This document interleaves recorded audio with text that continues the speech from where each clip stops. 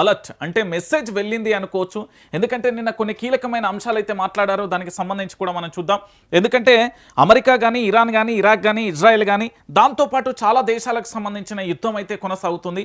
ఇలాంటి పరిస్థితులలో పెట్రోల్ కానీ, డీజిల్ కానీ ఆర్థిక సంక్షోభం కూడా రాబోతుంది అంటూ చాలా స్పష్టంగా కూడా ప్రధాని నరేంద్ర మోడీ అయితే చెప్పడం జరిగింది. ఎందుకంటే భవిష్యత్తులో చాలా ఘోరమైన పరిస్థితులు మనం ఎదుర్కోవాల్సి వస్తుంది, వాటన్నింటికి కూడా సిద్ధంగా ఉండాలి అంటూ కూడా చెప్పిన పరిస్థితి కనబడుతుంది. దాంతోపాటుగా గతంలో మనందరం కూడా చూసాం, ఆ కోవిడ్ వైరస్కు సంబంధించి ఏ విధంగా కూడా ఒక్కసారిగా ఆర్థిక సంక్షోభం అతలాకుతలమైందో, ఎన్ని కుటుంబాలు బండ్లు ఓడలైనవి, ఎంతవరకు కూడా రోడ్ల మీద పడిపోయేలో జీవితాలు కూడా మనం చూసాం. అలాంటి పరిస్థితులలో మళ్ళీ ఈ మధ్యకాలంలో అంటే ఈ నెల రోజుల వ్యవధిలో పూర్తి స్థాయిలో హంటా వైరస్ అంటూ ఎలకల నుండి సోకే వైరస్కు సంబంధించి సముద్రంలో షిప్ ఏదైతే ఉందో దాంట్లో కొంతమందికి సోకింది, దానివల్ల ప్రమాదకరమైన పరిస్థితి ఏర్పడుతుంది అంటూ కూడా అది చెప్పిన పరిస్థితి కనబడింది. దాంతోపాటుగా ఇటు యుద్ధం, మళ్ళీ ప్రధాని నరేంద్ర మోడీ చేసిన వ్యాఖ్యలు ఏవైతే ఉన్నాయో ఇవి పూర్తి స్థాయిలో కూడా ఒక రకమైన ఎమర్జెన్సీని తలపిస్తుంది. ఏమేం చెప్పిండు, ఏం కథ అనేది చూసే ప్రయత్నం అయితే చేద్దాం. ఒకసారి చూడొచ్చు. సో పూర్తి స్థాయిలో కూడా ఈ అంశం అయిపోయిన తర్వాత రేవంత్ రెడ్డి, ప్రధాని నరేంద్ర మోడీ బంధుత్వంపై కూడా చర్చిద్దాం. సో ఆర్థిక సంక్షోభంలో దేశం అంటూ కూడా చూడొచ్చు. డేంజర్ బెల్స్ మోగించిన ప్రధాని, ప్రజలకు దేశభక్తి పరీక్ష అంటూ కూడా చూడొచ్చు. సో మొత్తానికి 9 అంశాలు చెప్పిండు. 9 అంశాలలో ఒక్కొక్క అంశాన్ని కూడా మనం చూసే ప్రయత్నం అయితే చేద్దాం. నెంబర్ 1, ఆ పెట్రోల్ డీజిల్ వినియోగాన్ని గణనీయంగా కూడా తగ్గించాలి అంటూ కూడా చెప్పిండు. ఇది యుద్ధం ప్రారంభమైనప్పటి నుండి యుద్ధం నుంచి సంకేతాలు ఇస్తూనే ఉన్నారు. ఆ సంకేతాలకు సంబంధించి మనం చూస్తూనే ఉన్నాం. కొన్ని సందర్భాలలో కూడా పెట్రోల్ బంకులకు సంబంధించి ఈ మధ్యకాలంలో కూడా చూసాం, పెట్రోల్ బంకులు మూతబడ్డాయి, నో స్టాక్ బోర్డులు పెట్టిలు, ప్రజలందరూ కూడా వెళ్ళి పూర్తి స్థాయిలో ఫుల్ ట్యాంక్ల కోసం బారులు తీరిన పరిస్థితి, కొంతమంది క్యాన్లల్లా డ్రమ్ములల్లా కూడా తీసుకెళ్లిన సంఘటనలు మనం చాలా చోట్ల కూడా చూసాం. సో దానికి సంబంధించి ఎఫెక్ట్ పడబోతుంది అంటూ కూడా చెప్తున్నారు. ఇక దాంతోపాటు రెండోది, అవసరమైతే ఎలక్ట్రిక్ వాహనాలను కొనుగోలు చేయాలి అంటూ కూడా ఇంకో ఆప్షన్ కూడా చెప్పింది. ఎందుకంటే రవాణా వ్యవస్థ పూర్తి స్థాయిలో కూడా మన భారతదేశంలో ఇప్పటివరకు పెట్రోల్, దాంతోపాటు డీజిల్ మీద మాత్రమే ఆధారపడి ఉంది. సో ఇలాంటి పరిస్థితులలో ఖచ్చితంగా కూడా ప్రత్యామ్నాయ మార్గాన్ని చూసుకోవాలంటూ కూడా చెప్పిండు. ఆ సందర్భం ఏదైనప్పటికీ కూడా పూర్తి స్థాయిలో అవసరమైన ఎలక్ట్రిక్ వాహనాలు అన్నింటినీ కూడా కొనుగోలు చేయాలి అంటూ కూడా చెప్పిన పరిస్థితి కనబడుతుంది. ఎలక్ట్రిక్ వాహనాలకు సంబంధించి పూర్తిగా కూడా దాని మీదనే డిపెండ్ కావాలంటూ కూడా చెప్తున్న పరిస్థితి అయితే కనబడుతుంది. ఎందుకంటే మొన్న ఏర్పడిన పరిస్థితి ఏదైతే కృత్రిమ కొరతకు సంబంధించి పెట్రోల్ బంకులకు సంబంధించి నో స్టాక్ కానీ లేకపోతే బారులు తీరిన దృశ్యాలు అయితే మనం చూసాం. సో ఇలాంటి పరిస్థితులలో అందరూ కూడా ఎలక్ట్రిక్ వెహికల్ వైపు మళ్ళాలి, ఎలక్ట్రిక్ వెహికల్ను కొనుగోలు చేయాలి అంటూ కూడా ఒక సందేశాన్ని అయితే ఇచ్చారు. దానికి సంబంధించి కూడా మనం చూసాం. దాంతోపాటు మూడో అంశం, బంగారం కొనుగోళ్లను ఏడాది పాటు ప్రజలు నిలిపివేయాలి అంటూ కూడా చెప్పిన పరిస్థితి అయితే కనబడుతుంది. సో ఇంట్లో ఫంక్షన్ జరిగినా జరగకపోయినా ఏదైనా మంచి రోజు ఉందంటే చాలు పూర్తి స్థాయిలో బారులు తీరిపోయే పరిస్థితి ఏర్పడుతుంది బంగారం షాపుల మీద. సో బంగారం సంబంధించి ఇప్పుడు కొండెక్కుతున్న పరిస్థితి అయితే కనబడుతుంది. బంగారం రేట్లు భారీగా పెరుగుతున్నాయి. సో ఇలాంటి పరిస్థితులలో బంగారంపై ఉన్న మోజును కానీ, బంగారాన్ని కొనుగోలు చేయడం కానీ అలాంటి అన్నింటినీ కూడా ఆపివేయాలంటూ డైరెక్ట్గా చెప్పే ప్రయత్నం అయితే చేసిండు. డైరెక్టే చెప్పిండు, చెప్పే ప్రయత్నం ఎక్కడిది ఇంకా. ఇక నాలుగోది, విదేశీ టూర్లు డెస్టినేషన్ వెడ్డింగ్ల మోజు వదిలిపెట్టాలి అంటూ కూడా చెప్పిన పరిస్థితి కనబడుతుంది. మేము వెకేషన్ జర్మనీ పోతాం, వెకేషన్కు కొరియాకు పోతాం, వెకేషన్కి అమెరికా పోతాం, వెకేషన్కి ఆస్ట్రేలియా అంటూ ఇతర దేశాలకు వెళ్ళి వెకేషన్ పేరుతో వెళ్తున్న వాళ్ళందరూ కూడా ఆలోచించుకోండి. ఎందుకంటే ప్రపంచ యుద్ధాలు పూర్తి స్థాయిలో మూడో ప్రపంచ యుద్ధానికి దారితీసే అవకాశాలు కూడా చాలా స్పష్టంగా కనబడుతున్నట్టుగానే మోడీ అయితే చెప్పారు. ఎందుకంటే దీంతో పాటు ఆర్థికంగా కూడా ఒక్కసారిగా కూడా చిన్నాభిన్నమయ్యే పరిస్థితులు అయితే రాబోతున్నాయి. ఎందుకంటే కరోనా మహమ్మారి 1% అయితే చూసాం. ఇప్పుడు రాబోయే ఆర్థిక సంక్షోభం మాత్రం దాదాపుగా 1000 రెట్లు ఉండే పరిస్థితి ఉంటుంది. బండ్లు ఓడలైతే ఇన్నాళ్ళు కేవలం సంపాదన మీద పడ్డ వాళ్ళందరూ కూడా ఇప్పుడు మాకు ఆహారం కావాలి, అన్నమో రామచంద్ర అని ఏడ్చే రోజులు రాబోతున్నాయి. ఎందుకంటే భవిష్యత్ ఆ విధంగానే ఉండబోతుంది. వాతావరణంలో కూడా పూర్తి స్థాయిలో మార్పులు రాబోతున్నాయి. మనం పూర్వం నుండి కూడా చూస్తున్నాం, వర్షాకాలం, చలికాలం, ఎండాకాలం ఈ మార్పులు కూడా రాబోతున్నాయి అంటూ కూడా డైరెక్ట్గా ఇప్పటికే శాస్త్రవేత్తలకు సంబంధించి పసిఫిక్ మహాసముద్రం ఏందంటే వేడెక్కుతుంది. దాంతోపాటు కొన్ని సముద్రాలు ఎండిపోతున్నాయి. వాతావరణంలో కూడా చాలా వరకు కూడా మార్పులు వస్తున్నాయి అంటూ కూడా శాస్త్రవేత్తలు ఒకవైపు వాదిస్తున్నారు. ఇంకోవైపు పూర్తి స్థాయిలో కూడా ఆర్థిక సంక్షోభం చాలా బలంగా ఉండబోతుందంటూ ఒక దేశానికి సంబంధించిన ప్రధాని చెప్పిండు. అంటే ఎంత తీవ్రమైన డేంజర్ బెల్స్ ఉన్నాయి అనేది ఒకసారి సామాన్యమైన ప్రజలందరూ కూడా ఆలోచించాలి. ఎందుకంటే పూర్తి స్థాయిలో సొంత వాహనాలు వదిలి మెట్రో బస్సులలో ప్రయాణించాలి అంటూ కూడా మరొక అంశాన్ని కూడా చెప్పింది. ఎందుకంటే పొదుపు అనేది చాలా అవసరం. సో ఒక్క బండి 4 బండ్లు వెళ్ళే కాడ ఒక వ్యక్తి పూర్తి స్థాయిలో మెట్రో కానీ బస్సులలో ప్రయాణించండి, దానివల్ల పూర్తిగా కూడా ఇబ్బందికరమైన వాతావరణాన్ని మనం తగ్గించుకోవచ్చు అంటూ కూడా చెప్పిండు. వంట నూనెల వాడకాన్ని గణనీయంగా తగ్గించుకోవాలంటూ కూడా చెప్పిన పరిస్థితి కనబడుతుంది. మరీ ముఖ్యంగా కూడా రీఫైండ్ ఆయిల్ అనేది బంద్ చేయాలని చాలా సంవత్సరాలుగా చాలామంది మేధావులు, చాలామంది ఎక్స్పర్ట్స్ కూడా చెప్తున్నారు. దాంతోపాటు ఇప్పుడు మన నిత్యావసర వస్తువులు ఏవైతే ఉన్నాయో వాటి రేట్లు గణనీయంగా పెరుగుతాయి. 100 రూపాయలు ఉన్నది 1000 రూపాయలు అయినా ఆశ్చర్యం లేదు. గతంలో మనం పాకిస్తాన్ కానీ ఇతర దేశాలలో చూసాం. ఏం చూసినామంటే అక్కడ లీటర్ పాలు 1500, డజన్ అరటిపళ్ళు 500, కోడిగుడ్లు 500, దాంతోపాటుగా బ్రెడ్ ముక్క కూడా 1000 రూపాయలు. ఇట్లా మనం గతంలో ఇతర రాష్ట్రాల్లో పాకిస్తాన్ కానీ ఇంకా కొన్ని రాష్ట్రాలలో చూసాం. ఎందుకంటే ఆర్థిక సంక్షోభం వల్ల ఏర్పడిన ఆహార కొరత అనేది అందరికీ తెలుసు. సో ఇప్పుడు అలాంటి పరిస్థితి ఏర్పడబోతుంది కాబట్టి చాలా జాగ్రత్తగా ఉండండి అంటూ కూడా చెప్పిన పరిస్థితి కనబడుతుంది. ఇక యూరియాను ఇతర ఎరువుల వాడకాన్ని కూడా కుదించుకోవాలంటూ కూడా చెప్పిండు. వర్క్ ఫర్ హోమ్, ఆన్లైన్ మీటింగ్లకు ప్రాధాన్యత ఇవ్వాలి, ఇంట్లో అవసరమయ్యే నెలవారీ సరుకుల లిస్టు చూసి విదేశాల నుంచి దిగుమతి అయ్యే వాటిని పూర్తి స్థాయిలో తొలగించాలి అంటూ కూడా చెప్పారు. దుబారా ఆపండి అంటూ పరేడ్ గ్రౌండ్లో మోదీ పిలిపించిన పరిస్థితి అయితే కనబడుతుంది. అయితే దీంతో పాటు ఇంకొక అంశం ఏంటంటే మళ్ళీ ధరలు కూడా పెరిగే అవకాశం ఉంటుంది. ఎందుకంటే పెట్రోల్ బాధకు సంబంధించి కూడా ఉండే అవకాశం ఉంటుంది. అంతే పూర్తి స్థాయిలో కూడా మనందరం కూడా చూడొచ్చు, యావత్తు దేశవ్యాప్తంగా కూడా ఇది ఒక సంకేతం ఇచ్చినట్టే. ఎందుకంటే వికసిత్ భారత్ అంటూ దేశ అభివృద్ధిపై నిన్న మొన్నటి దాకా ఉదరగొట్టిన ప్రధాని మోదీ ఇప్పుడు ఉన్న పలంగా కూడా చేతులు ఎత్తేసిలు దేశం చాలా క్లిష్ట పరిస్థితులలో పెను సంకటంలో కూరుకుపోయింది అంటూ కూడా చెప్పిన పరిస్థితి కనబడుతుంది. అంటే ప్రధాని నరేంద్ర మోడీ నిన్న ఏదైతే హైదరాబాద్ పరేడ్ గ్రౌండ్లో మోడీ పిలుపునిచ్చిండో 9 అంశాలు, పెట్రోల్ డీజిల్కు సంబంధించి గణనీయంగా తగ్గించుకోండి, లేదా పూర్తి స్థాయిలో కూడా బంగారం కొనద్దు, ఎలక్ట్రిక్ వాహనాలను కొనుగోలు చేయండి, ఆర్థిక క్రమశిక్షణ పాటించండి అంటూ రకరకాల అంశాలను చెప్పే ప్రయత్నం అయితే చేశాడు.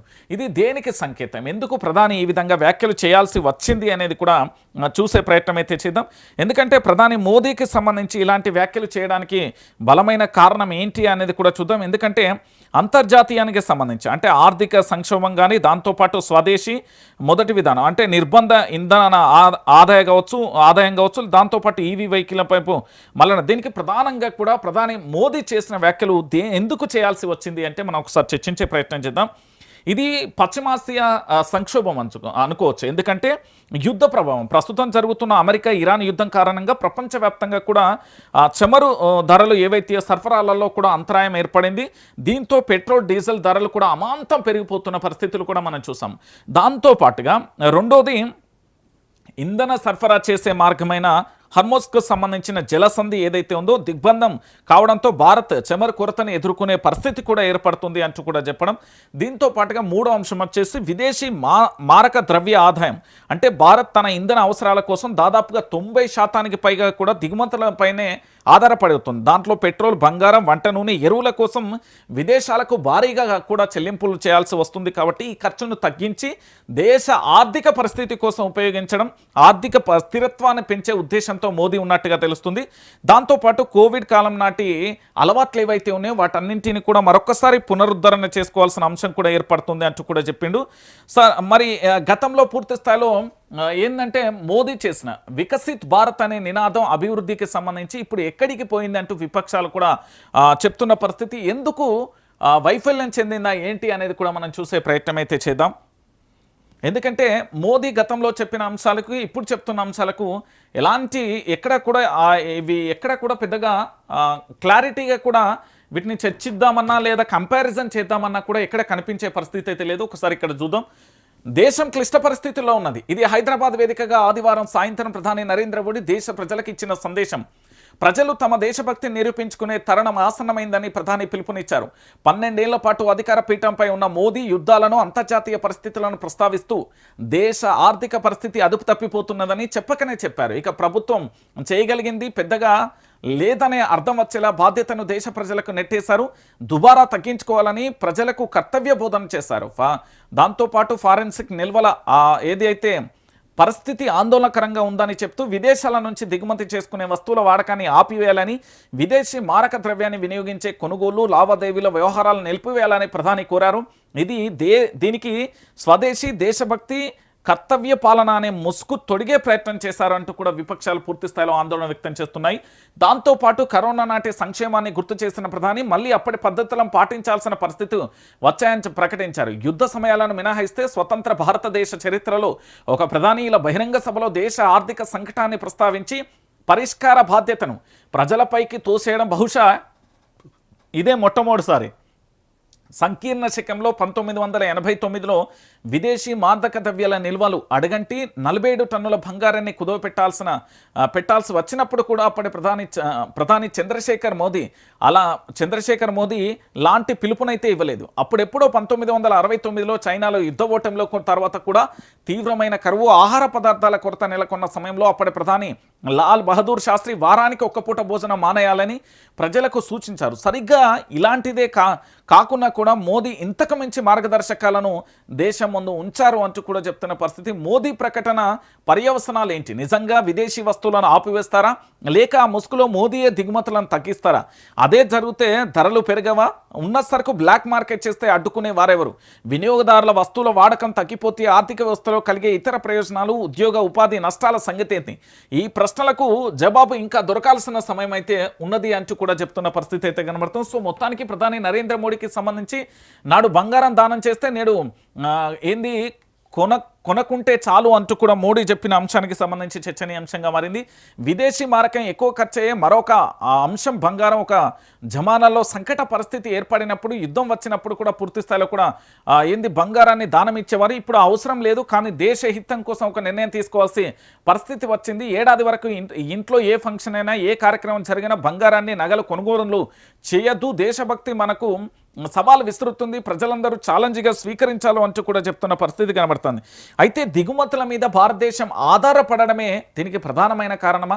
ఎందుకంటే విపక్షాలకు సంబంధించి పూర్తి స్థాయిలో కూడా చేస్తున్న విమర్శలు కానీ వైఫల్యాలకు సంబంధించి గత 10 ఏళ్లలో ఇంధన మరియు ఎలక్ట్రిక్ వస్తువుల దిగుమతిపై ఆధారపడడం తగ్గడం లేదని, అందుకే అంతర్జాతీయంగా చిన్న సమస్య వచ్చినా కూడా భారతదేశం అతలాకుతలమయ్యే పరిస్థితి ఏర్పడిందని వాదనలు విపక్షాలు అయితే వినిపిస్తున్న పరిస్థితి కనబడుతుంది. దాంతోపాటు ఆర్థిక మాన్యం యొక్క ముప్పు ఏర్పడబోతుంది.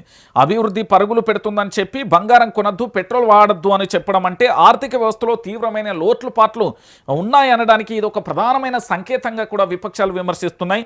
ద్రవ్యోల్బణ నియంత్రణ లేకపోవడం, నిత్యావసర వస్తువుల ధరలను ప్రభుత్వం అదుపు చేయలేక ఆ భారాన్ని ప్రజలకు అలవాట్లపైకి నెడుతుందనే ఆరోపణలు కూడా వినబడుతున్నాయి. ప్రభుత్వం ఎందుకు ఈ మార్పు చేయాల్సి వచ్చిందంటే భౌగోళిక పరిస్థితులు, అంటే ముందు జాగ్రత్త అని పూర్తి స్థాయిలో ప్రధాని నరేంద్ర మోడీ చెప్పినప్పటికీ కూడా వికసిత్ భారత్ అనేది 2047 నాటి సుదీర్ఘమైన లక్ష్యం ఇది. కానీ ప్రస్తుతం ఇరాన్, అమెరికా మధ్య యుద్ధం నెలకొన్న మేఘాలు ఆ లక్ష్యాన్ని అడ్డంకిగా మారాయి. ఇటు చమురు ధరలు కానీ పెరిగితే దేశ వృద్ధి కుదేలవుతుంది అంటూ కూడా చెప్పొచ్చు. సో వ్యూహాత్మకమైన మార్పు అనుకోవచ్చు. ఎందుకంటే వికసిత్ భారత్ కావాలంటే విదేశీ అప్పులు తగ్గించాలి. అందుకే విదేశీ మారక ద్రవ్యాన్ని ఖర్చు చేసే బంగారం, పెట్రోల్ వాటిని తగ్గించి దేశీయంగా నిధులు ఆదా చేసుకోవాలని ప్రభుత్వం అయితే భావిస్తున్న పరిస్థితి కనబడుతుంది. ఇక వినియోగం నుండి పొదుపు వైపు ఒక దేశం అభివృద్ధి చెందే క్రమంలో అత్యవసర పరిస్థితులు ఏర్పడినప్పుడు ఆర్థిక క్రమశిక్షణ పాటించాల్సి వస్తుంది. సో దీనివల్ల ఏం జరుగుతుంది అంటే అనవసరపు ఖర్చులు తగ్గించుకోకపోతే మన దేశం యొక్క రూపాయి విలువ పడిపోవడంతో శ్రీలంక లేదా పాకిస్తాన్ వంటి పరిస్థితులు రావచ్చేమోననే ఆందోళన కూడా ఈ సూచనలు అయితే తెలియజేస్తుంది. ప్రధానంగా కూడా ప్రస్తుతానికి సంబంధించి ఏవైతే సంకేతాలు ఇస్తున్నారో ప్రధాని నరేంద్ర మోడీకి సంబంధించి గతంలో శ్రీలంక పరిస్థితి చూసాం. ఆ తర్వాత దాంతోపాటుగా ఇటు పాకిస్తాన్ పరిస్థితి చూసాం. దాంతోపాటు ఇటు బంగ్లాదేశ్కు సంబంధించిన పరిస్థితి కూడా చూసాం. సో ఒకవేళ నిత్యావసర ధరలు అంటే రవాణా ఛార్జీలు పెరగడం వల్ల కూరగాయలు, పప్పులు, పాలు వంటి ప్రతి వస్తువు యొక్క ధర పెరిగే అవకాశం ఉంటుంది. ఇంకోటి మధ్యతరగతి మీద ఆ తీవ్రమైన దెబ్బపడిగా ఉంటుంది. సేవింగ్స్ తగ్గిపోయి నెలవారీ బడ్జెట్ తలకిందులు అవుతుంది. అందుకే ఆర్థిక క్రమశిక్షణ కూడా పాటించాలని కూడా చెప్పడం.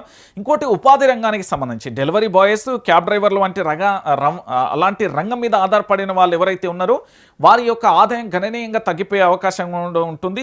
దాంతోపాటు ఇక్కడ విపక్షాల ప్రత్యామ్నాయ సూచనలు కూడా, విమర్శలు కూడా ఉన్నాయి. ఎందుకంటే పన్నుల తగ్గింపు, ప్రజలు వాడకం తగ్గించుకోమని చెప్పే ముందు ప్రభుత్వం పెట్రోల్, డీజిల్పై వేస్తున్న ట్యాక్స్ ఏదైతే ఉందో సుంకాన్ని ఎందుకు తగ్గించదు అంటూ కూడా ఇక్కడ విపక్షాల నుంచి బలమైన ప్రశ్న అయితే వస్తుంది.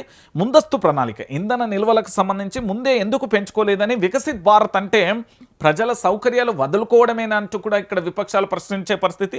సబ్సిడీలకు సంబంధించి పునరుద్ధరణ, ఎలక్ట్రిక్ వాహనాల కొనుగోలు శక్తి అందరికీ ఉంది కాబట్టి సాధారణ ప్రజలకు కూడా ఇంధన సబ్సిడీ ఇవ్వాలంటూ కూడా విపక్షాలు డిమాండ్ చేస్తున్నాయి. సో ఇక్కడ రూపాయి విలువ కానీ, సుస్థిరత కానీ, లేదా ఇతర అంశాలకు సంబంధించి పూర్తి స్థాయిలో చేస్తున్న పరిస్థితి అయితే కనబడుతుంది.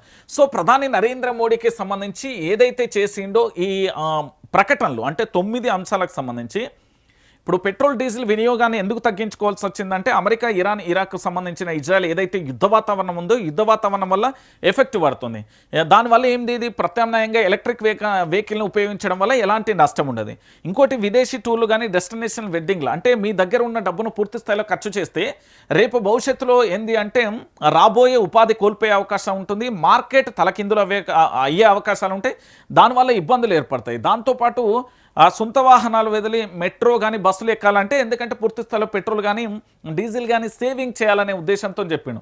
వంట నూనెలకు సంబంధించి గణనీయంగా కూడా, ఎందుకంటే విదేశీ మీద ఆధారపడి చాలా వరకు కూడా మనం దిగుమతి చేసుకుంటే 90% పైగా కూడా విదేశీ నుండే దిగుమతి, దీనివల్ల ఇబ్బందికరమైన పరిస్థితులు ఏర్పడుతుంది అంటూ కూడా ప్రధాని నరేంద్ర మోడీ చెప్పిన పరిస్థితి కనబడుతుంది. సో మొత్తానికి మాత్రం హైదరాబాద్ వేదికగా, తెలంగాణ రాష్ట్రం వేదికగా పరేడ్ గ్రౌండ్లో పూర్తి స్థాయి యావత్ భారతదేశానికి కూడా ఒక సంకేతాలు ప్రధాని నరేంద్ర మోడీ అయితే పంపించాడు. మరి ట్యాక్స్ విషయంలో కానీ, సుంకాల విషయంలో కానీ తగ్గించే ఆలోచనలో ఉంటుందా, కేవలం దేశీ ఉత్పత్తులను మాత్రం వాడాలి అని విదేశీ వాటిని తగ్గించే ప్రయత్నం చేస్తుందా, ఏం జరగబోతుంది అనేది మనం వేచి చూడాల్సిన పరిస్థితి అయితే కనబడుతుంది. కానీ నేనైతే ఒక చిన్న సజెషన్ ఇస్తాను. ఏంటి అంటే రాబోయే రోజులలో ఆర్థిక సంక్షోభం చాలా భయంకరమైన పరిస్థితిలో ఉంటుంది. ఇది తెలంగాణ ప్రాంత ప్రజలందరూ కూడా ఆలోచించుకోవాలి. చాలా భయంకరమైన పరిస్థితులు. మన భాషలో చెప్పాలంటే, మన ఊరి భాషలో చెప్పాలంటే, చెరువులో చేపలు ఎంత అద్భుతంగా హాయిగా తిరుగుతాయో వాటిని తీసుకొచ్చి ఒడ్డు మీద వేస్తే ఎట్లా గిల్లగిల్ల కొట్టుకుంటుందో ఆర్థిక మాన్యం కూడా ఆ విధంగానే కొట్టుకుంటుంది. ఎందుకంటే రవాణా వ్యవస్థ కనుక స్తంభిస్తే, అంటే పెట్రోల్ డీజిల్లకు సంబంధించి ఎఫెక్ట్ పడితే డెలివరీ బాయ్స్ కానీ, లేదా క్యాబ్ డ్రైవర్లు కానీ, ఆటో డ్రైవర్లు కానీ, లేదా ఇతర డ్రైవర్లు కానీ మొత్తం రవాణా వ్యవస్థ ఆగిపోతాయి. దానివల్ల ఏమైపోతుంది అంటే గ్రామీణ ప్రాంతం నుండి రావాల్సిన కూరగాయలు కానీ, పాల ఉత్పత్తులు కానీ, పప్పు దినుసులు కానీ, లేదా